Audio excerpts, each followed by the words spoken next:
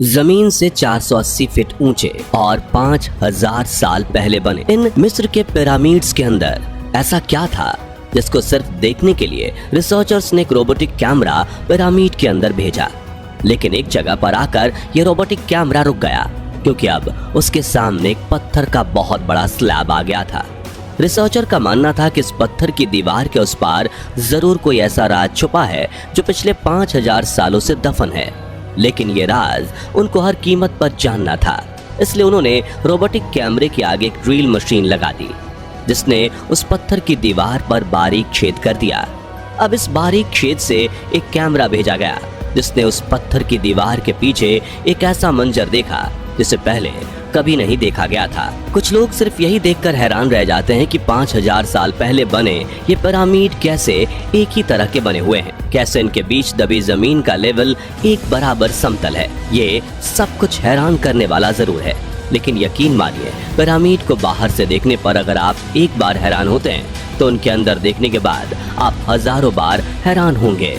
अगर आपको पिरामिड का एक लेवल में होना या ऊंचे ऊंचे पत्थरों का इकट्ठा होना रहस्यमय लगता है, तो पिरामिड का सबसे बड़ा रहस्य उन पिरामिड के सीक्रेट चैम्बर्स में छिपा हुआ है। आइए इसके बारे में जरा डिटेल में जानते हैं। दोस्तों, जब भी कोई व्यक्ति पिरामिड देखता है तब उनके मन में सबसे पहला सवाल यही आता है कि इन्हें कैसे बनाया गया होगा, और उसके बाद वो सोचता है कि इन्हें आखिर क्यों बनाया गया, कैसे बनाया गया। इसका जवाब आपको पिछली वीडियो में हम दे चुके हैं, जिसका लिंक आपको वीडियो के एंड स्क्रीन पर मिल जाएगा। दुनिया भर के आर्कियोलॉजिस्ट मानते हैं कि हो ना हो इस क्यों का जवाब गीजा के पिरामिड में ही मिल जाएगा।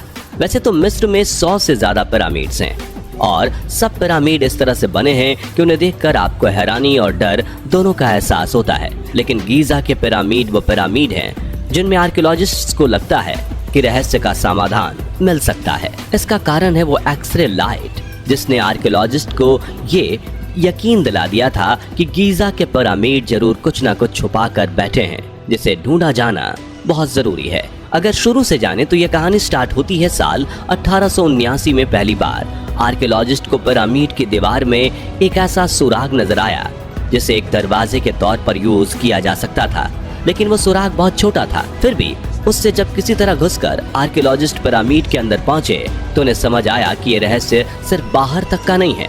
अंदर एलियन भाषाओं में कुछ ऐसा लिखा गया था जिसे ना तो आज तक देखा गया था और ना ही किसी लिंग्विस्ट तक को उम्मीद थी कि इस तरह की भाषा भी होती है। अब तक ना तो मेसोपोटामिया की खोज हुई थी और ना ही सिंधु घाटी सभ्यता को ढूंढा गया था। उस दिन से शुरू हुई आर्कियोलॉजिस्ट की ये खोज आज तक चल रही है, लेकिन इसमें एक माइलस्टोन भी है जिसने इस खोज को एकदम से पलट दिया, और वो खोज है इन पिरामिड का एक्सरे करना। ये एक्सरे इतना जरूरी क्यों था, ये समझने के लिए आपको ये जानना जरूरी है कि पिरामिड के अंदर सबसे पहले आर्कियोलॉजिस्ट को क्या मिला। दरअसल जब आर्कियोलॉजिस्ट पहली बार इस पिरामिड में गए तो उन्हें ये समझ में आया कि ये एक तरह की कब्रगाह है, और यहाँ दरवाजे में बड़ी ग्रेनाइट की ताबूत देखकर वो ये समझ गए कि इसे बनाने के पीछे कोई बहुत बड़ा मोटिव होगा। यहाँ से आगे जो कई तरह की खोजें हुई उसमें ये समझ आया कि पिरामिड और 2 हिस्सों में बटे हुए हैं, और वो हिस्से हैं किंग्स चैम्बर और क्वींस चैम्बर। ये दोनों ही हिस्से पिरामिड को 2 भागों में बांटते होंगे। इस तरह का कुछ अंदाजा पहले आर्कियोलॉजिस्ट्स को था, लेकिन फिर उन्होंने पिरामिड पर एक्सरे किरणों की बौछार मारकर देखा और उन्हें जो नजर आया उससे वो हिल गए। यहाँ सिर्फ क्वींस चैम्बर या किंग्स चैम्बर ही नहीं बल्कि एक खास तरह का चैम्बर भी मौजूद था जो कि इन दोनों के ऊपर और पिरामिड की नोक के ठीक नीचे था। इसे देखकर आर्कियोलॉजिस्ट हैरान रह गए और इसे नाम दिया सीक्रेट चैम्बर। अब समय था इस चैम्बर तक पहुंचने का, लेकिन कैसे? जो चैम्बर इतना सीक्रेट हो कि 100 सालों में पिरामिड के अंदर बाहर होते हुए भी आर्कियोलॉजिस्ट उसे देख नहीं पाए, उस चैम्बर तक कैसे पहुंचा जा सकता था?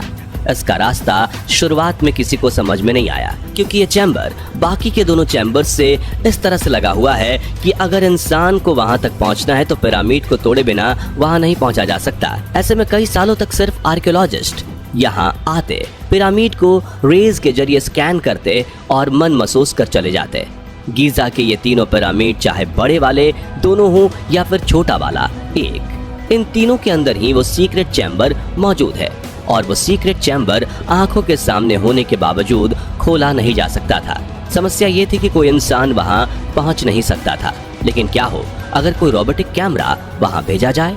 यही सोचकर एक रोबोटिक कैमरा बनाया गया और वो बनाने के बाद उसे पिरामिड के बीच बने सुराख में इस तरह से दौड़ाया गया कि वो किंग्स चैम्बर या क्वीन चैम्बर्स से होते हुए सीक्रेट चैम्बर तक चला जाए। आर्कियोलॉजिस्ट रॉब रिचर्डसन को पहले ये लगता था कि हो ना हो इन चैम्बर्स के जरिए ऊपर जाने का रास्ता जरूर होगा, लेकिन उस रोबोटिक कैमरे को निचले दोनों चैम्बर्स में घुमाने के बाद उन्हें समझ आया कि ये तीनों चैम्बर्स आपस में जुड़े हुए नहीं हैं, मगर सीक्रेट चैम्बर तो खोलना ही था, भले ही उसके अंदर इंसान ना जा पाए, क्योंकि एक छोटा सा कैमरा भी अंदर जाकर अपना काम कर सकता था। ऐसे में रॉबर्ट रिचर्डसन ने अपने आर्कियोलॉजिस्ट दोस्त डॉक्टर तेजे चियोंग से बात की और अगले 5 साल वो कुछ ऐसा बनाने में लग गए जो रोबोट भी हो, कैमरा भी हो और साथ में वो पिरामिड को ड्रिल भी कर सके। और इतना सब उन्हें 20 सेंटीमीटर साइज की सीमा में रहते हुए करना था, क्योंकि 1 मिलीमीटर भी बड़ा गैजेट पिरामिड के अंदर ट्रैवल नहीं कर पाएगा। काफी कोशिशें करने के बाद 5 सालों में आखिरकार उन्होंने ऐसा कुछ बना ही लिया। इसे बनाने के बाद उन्होंने उस रोबोटिक कैमरे को किंग्स चैम्बर में फिर से छोड़ दिया और ये उस दीवार तक पहुंच गया जिसके पार सीक्रेट चैम्बर था। यहाँ आकर रोबोटिक कैमरे ने अपने ड्रिलिंग फीचर का प्रयोग किया और साथियों, पहली बार हम उस जगह पर थे जिसे सीक्रेट चैम्बर कहा जाता है।